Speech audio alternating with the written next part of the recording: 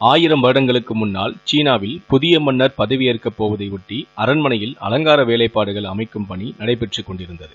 அந்த அரண்மனையில் ஒரு பள்ளியின் குடும்பமும் வாழ்ந்து கொண்டிருந்தது. அதில் ஒரு பெண் பள்ளி அரசரின் படுக்கை அறையில் மாட்டியிருந்த ஓவியத்தின் பின்னால் ஒளிந்து வாழ்ந்து கொண்டிருந்தது. அரண்மனையை சுத்தம் செய்கிறவர்கள் வந்தவுடனேயே எங்கே போவது என்று தெரியாமல் பள்ளிகள் அங்கும் இங்கும் ஓடின.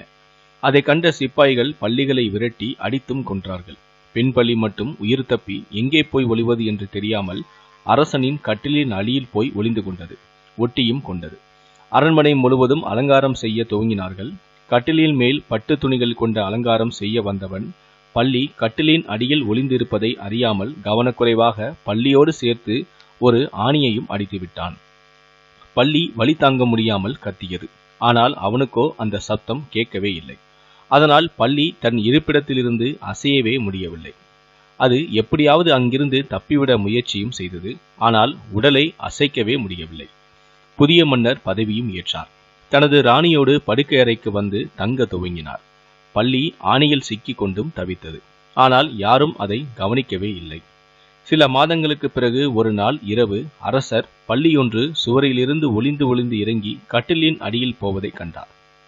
உடனே சிப்பாய்களை அழைத்து தன் கட்டிலின் அடியில் ஒளிந்து கொண்ட பள்ளியை விரட்டும்படியாக ஆணையிட்டார்.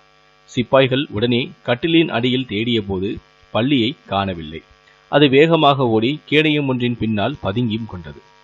ஆனால் கட்டிலின் அடியில் ஆணியில் அடிக்கப்பட்ட ஒரு பள்ளி மெலிந்து போய் ஒட்டி கொண்டிருப்பதைக் கண்டு மன்னரிடமும் சொன்னார்கள்.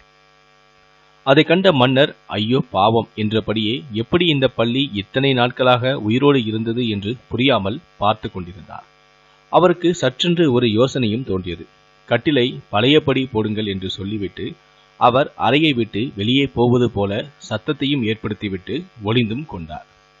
அப்போது கேடயத்தில் இருந்த பள்ளி ஒன்று இறங்கி வந்து தன் வாயில் கவ்வி கொண்டிருந்த உணவை ஆணியில் மாட்டிக்கொண்டிருந்த பள்ளியின் வாயில் புகுத்திவிட்டு போவதையும் கண்டார். அவரால் நம்பவே முடியவில்லை. ஆணியில் மாட்டிக்கொண்டு பல நாட்களாக உயிருக்கு போராடி கொண்டிருந்த பள்ளியை இன்னொரு பள்ளி உணவளித்து காப்பாற்றியிருக்கிறது. என்ன ஒரு அன்பு, என்ன ஒரு அக்கறை என்று வியந்து நான் பல்லாயிரம் மனிதர்களை போரில் கொன்று அரசனாகியிருக்கின்றேன். இந்த பள்ளியோ மற்றொரு பள்ளி சாகக்கூடாது என்று உணவை தந்து காப்பாற்றி வருகிறது.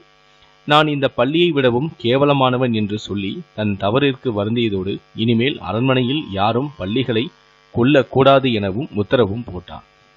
இயற்கையிலேயே ஒரு உயிரை காப்பாற்ற பள்ளி கூட தன்னால் ஆனதை செய்கிறது. மனிதராகிய நாமோ அடுத்தவர் உணவை பறித்தும் அதிகாரம் செய்து வருகின்றோம் என்று மனமாற்றம் கொண்ட மாமன்னர் பள்ளியின் தியாகத்தை போற்றும் வகையில் தன் அரண்மனை வாசலில் தங்கத்தில் பள்ளியின் உருவத்தையும் செய்து வைத்தாராம். இது ஒரு உண்மையான சம்பவம்.